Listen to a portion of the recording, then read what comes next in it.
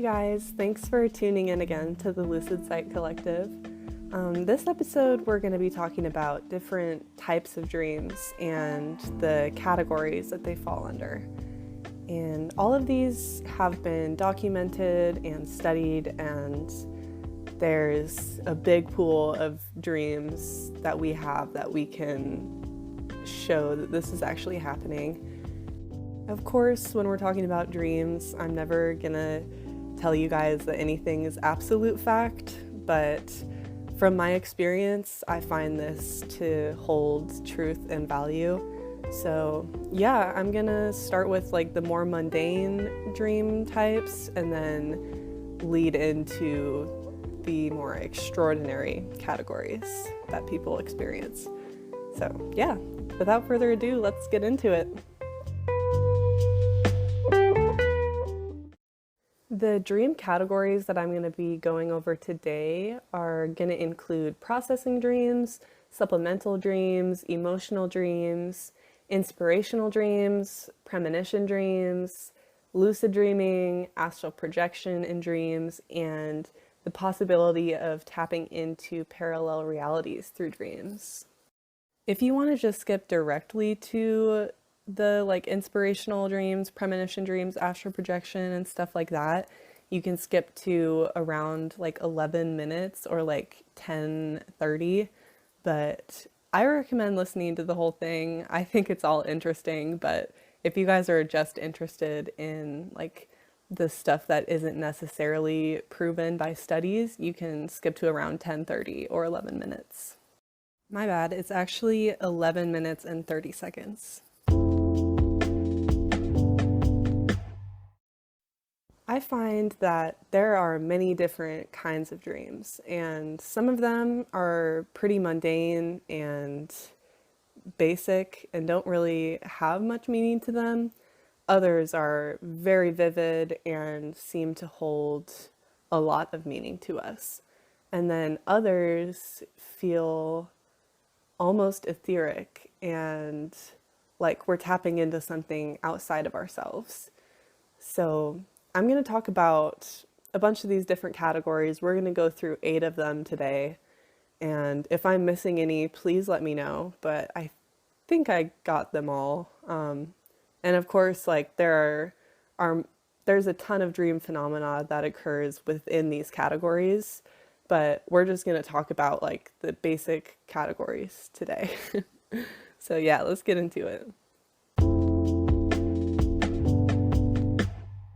So the first one we're going to talk about is just general processing dreams. And this is just your brain activity intuitively processing emotions and ideas that you've been faced with throughout your day-to-day life. And these are generated by the brain completely, and it's like a fully intellectual process that has to deal with your subconscious mind and processing just general emotion. These dreams don't have to be super emotional or vivid, but they do have something to do with your day-to-day life, and you can see that you're trying to process problems or ideas that you have and you think about in your daily life. These dreams can also show up as your brain processing all of the media that you've consumed during the daytime. So that could be social media, any movies or TV shows you watch, or even conversations that you've had with others. And a lot of the times these dreams don't really look like reality, but you get the impression that it is about a certain situation, or you're processing an emotion that looks on the outside like something that you're not dealing with, but it does align with an experience that you're going through in your waking life. For the most part, with processing dreams, you can tell that it's a processing dream when you've woken up. It's not too far off that you can't align it to the problems that you're experiencing in your daily life. And it doesn't even necessarily have to be a problem.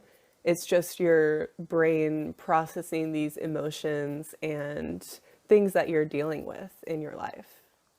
And then next we have what I call supplemental dreams, and they don't really seem to have a real purpose. They're very mundane and very lifelike, but they don't necessarily have to be vivid, but the subject matter of the dream is very mundane. And you could be going to the grocery store or going to the kitchen and like looking in the fridge to see if there's any food. You could be like watching a show or doing things that you'd normally do through the day. And I think that these scenarios are easier for your brain to generate. So if there's like nothing that's really on your subconscious mind that it can easily grab onto, like if there's nothing that you're dwelling on or anything that you've seen in your day-to-day life that your subconscious can like fixate on and create a dream around, it will just go to these mundane tasks that it knows so well. So like sometimes you can have dreams of you like brushing your teeth in the morning or anything so mundane. And it's because your brain has to dream throughout the night. And if there's nothing that it can easily hold on to generate these crazy dreams from, it's just going to go to what you know well. But these dreams are like an automatic generation from the brain, and they don't necessarily have a purpose to them. It's just your brain creating these images. And next we have emotional dreams, and these can be emotional release or dwelling dreams. So they can be dreams where you're reliving trauma or releasing it. And if you're constantly reliving trauma that you've had in your life, it's not necessarily a bad thing. Obviously, it's bad that you've had that trauma and you shouldn't have had to gone through that, but it's not necessarily a bad thing. It's your brain trying to process it so that it can eventually let it go. But if you're not ready to let it go, this is your brain's natural way of processing through these hard things. And sometimes your brain will still bring up trauma that you've already moved through and let go of, but you'll react differently to it in the dream after you've processed it. So like the same scenario will show up in your dream, but you'll react differently. Like you'll stick up for yourself, or a different dream character will stick up for you, or something will happen that changes it. So it's like you're still reliving this trauma in your dreams, but the outcome to the scenario is different because of how and what you've processed. This can also show up with people that you have crushes on, or exes, or family. Like it can be a good or a bad emotional process, but it is your brain processing these emotions. But it's not a processing dream necessarily, because these dreams are specifically tied to deep and big emotions. And these are also dreams that are really easy to recognize when you wake up as well, because you know if someone is tied to this emotion that you have, and you feel it in your dream and you feel it when you wake up. And sometimes even after you wake up, it's hard for you to let go because it feels so real. But this is your brain's natural processing system. A good example of emotional dreams are nightmares, anxiety dreams, or stress dreams. And then on the opposite side, you have like the good emotions of like love and happiness and bliss. But for the most part, when we're experiencing intense emotion in dreams, it's usually like a stressful scenario. Like you could be being chased or have like a feeling of being trapped. And these can be translated into what the subconscious or the conscious mind is dealing with on a day-to-day. But also take that with a grain of salt. Just listen to yourself, and if it resonates, then it's probably true to you, but if it doesn't, then just disregard it. Dreams don't always have to be taken so seriously. So when you do have a really emotional dream, don't be worried about it. It doesn't necessarily mean that you feel that emotion and that is the truth. It could just be your subconscious brain processing old stuff, or taking smaller emotions that you have and amplifying them into something that they're really not. Or if you're worried about having a certain emotion, that will probably show up in your dream of you having that emotion like really deeply, just because your dreams process your fears too, and good and bad emotions. So don't be worried if you have like this crazy emotional dream and you don't feel that way in your waking life. It doesn't always mean that that's what you're feeling, but it could. So just listen to yourself and how you feel, and that will tell you. All right, now that we're done with the mundane dreams and the dreams that happen specifically inside your brain and is a way of processing your emotions more or less, we're going to move into what I think is the more interesting dreams. We're going to talk about inspirational dreams, premonition dreams, lucid dreaming, obviously, parallel realities, and astral projection. So I'm excited for this. Okay, so inspirational dreams. These are dreams where you're tapping into something greater than yourself, something outside yourself, and accessing a greater knowledge. So this could be accessing the akashic record in some way, or just having a divine dream in general.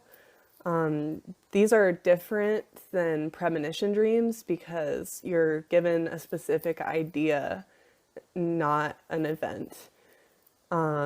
This doesn't have to be like super, like a big crazy epiphany. It can be like a new business plan, a concept for an art piece. This can be like an idea that you have to travel somewhere, or anything that you can do, or like any idea. This can be any sort of inspiration. So an example of this would be Albert Einstein discovering the theory of relativity in his dreams. He woke up and immediately knew this crazy concept that it took us years and years and years to be able to prove with the technology that we had. And it came to him in a dream. And this happens a lot of the times. Paul McCartney wrote Yesterday from a dream. He woke up and he had the melody in his head and played it out. And this happens all the time. Edgar Allan Poe famously suffered from nightmares throughout his whole life, and he used these nightmares as a subject of his poems. Salvador Dali also describes that most of his paintings are hand-painted dream photographs. So a lot of his renderings were inspired by actual dreams, including the melting clocks and most of his iconic dreamscapes that he introduced to the world. And he kind of was the pioneer in surrealism. I should have said this earlier, but John Lennon also has written songs from his dreams, and they've also went on to become bestsellers. Keith Richards wrote, "I can't get no satisfaction after waking up in the middle of the night and recording what he heard in his dream and then falling back asleep." Jimi Hendrix also told an interviewer that Purple Haze was based on a dream where he walked under the sea before a purple haze surrounded him. This phenomenon is actually really common in musicians, and the list goes on and on. Johnny Cash, Billy Joel, REM, Elvis Costello, The Killers, Florence and the Machine. It really does go on and on of this inspiration, this auditory inspiration inside dreams. And I know from personal experience, I've had dreams where I've written like symphonies, like entire symphonies, and I don't listen to classical music, but somehow my brain just generates like the most beautiful and fast-paced, intricate music that I have ever heard. And there's no way for me to replicate that, obviously, when I wake up. But I do experience this auditory dreaming, and it's a really interesting phenomenon to have. I'm probably going to do a full episode on this, the inspirational dreams and premonition dreams, because I think they're so intriguing, and I've had personal experience with both. So I'll definitely talk more on this later, just because I think that this concept is so rich. I love it. But with that being said, I'm going to stop it there and move on to premonition dreams, which are also referred to as precognitive dreams. And as opposed to inspirational dreams where you get an idea from the dream, premonition dreams, you see actual events that end up happening either like the next day, a week to a month, or years in the future. And this is documented. There's a lot of cases of this. And like I said, I'm going to do an episode on this. So I don't want to give too much away, but Abraham Lincoln predicted his own death. There's at least 19 verified dreams of the Titanic sinking before it happened. And thousands of people report this happening to them in their own dreams. And it may not be a crazy big event like 9/11 or the sinking of the Titanic, but this is a very common phenomenon that happens within normal people's dreams.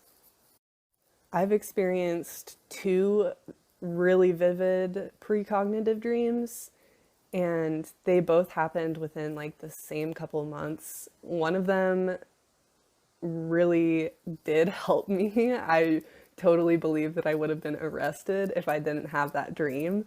But the other one that I had was just random and like didn't help me in any way. But both of them ended up happening very vividly, exactly like I experienced them in my dream. And I'll talk specifically on this when I do the episode on precognitive dreams. But yeah, I think that it's really important to talk about it in this episode specifically because it is a big category of dreams.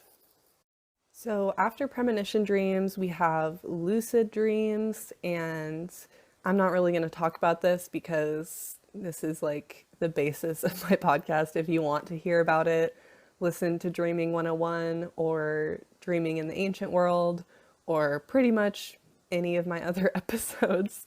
But yeah, lucid dream is definitely another category of dreaming. And the last one, or I guess I'm going to talk about 2 more. Both of these are pretty out there. There's no valid research on them, but this is a concept that has been around forever, and a lot of people do believe that you can access the astral plane while you're dreaming. So yeah, the next one we're going to talk about is astral projection, and this is when you're sleeping and your soul or dream body or whatever you subscribe to actually leaves your body and is able to travel through the astral plane.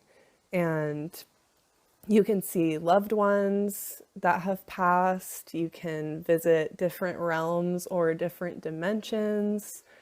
You can connect with multi-dimensional beings that you wouldn't on Earth. Yeah, this is a very broad topic, obviously, but it's definitely, in my opinion, a type of dream that you can have. I don't necessarily believe that all dreams are astral projection, but I do think that you can access this realm through dreaming.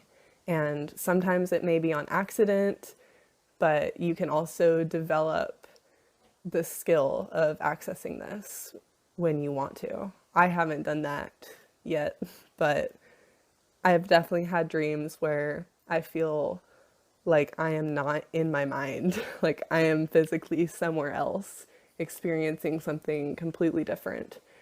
And this kind of takes us into our next category, which this one is also not studied at all, but I think it's really interesting.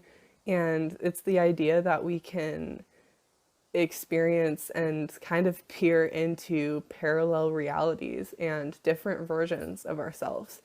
So these dreams are usually pretty vivid, and you swear that you have lived this life. Like you feel connected to this person and their life seems familiar, but it's different than your own.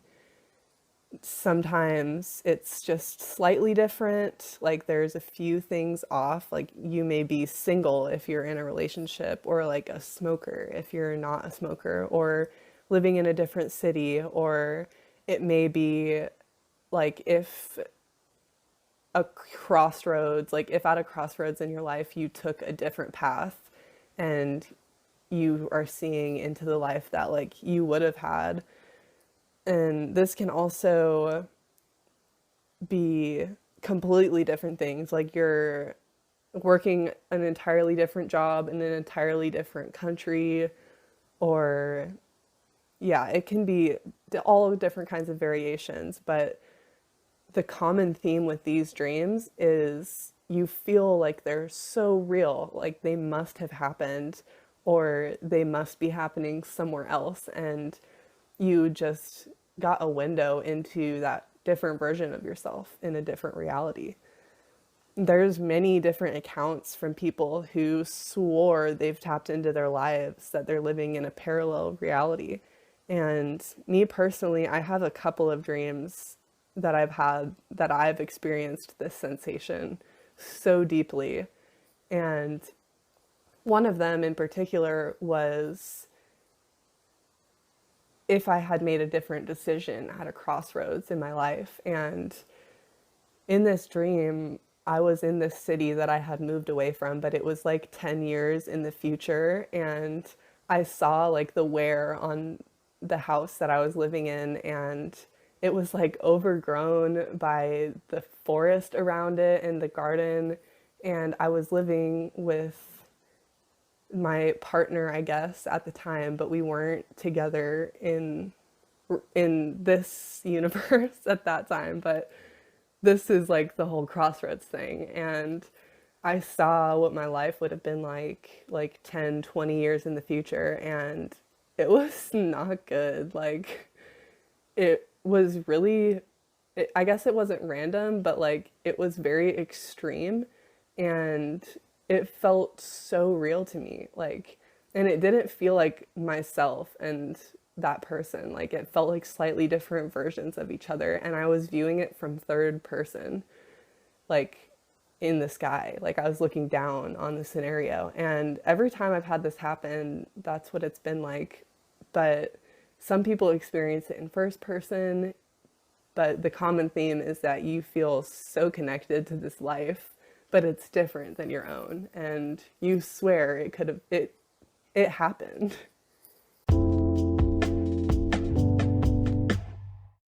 Also, I think it's kind of important to note that if you look this up, you're not really going to find like a concise list of dream categories. They are out there, but everyone has their own ideas and opinions, and everyone can interpret things differently. So this is my own personal list that I have found to be true for me. But yeah, with everything else, do your own research to come to your own conclusions.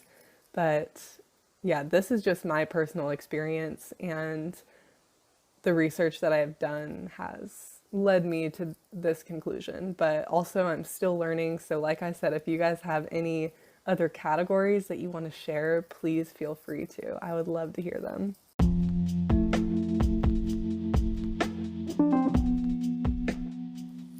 So that's all of the categories that I could come up with today. If I missed any, please let me know. But these are all of the different types of dreams that I personally believe that I experience. Yeah, and if you believe that you're a multi-dimensional being, then this stuff isn't really too far off. And once you start having these dream experiences yourself, it's kind of hard to ignore.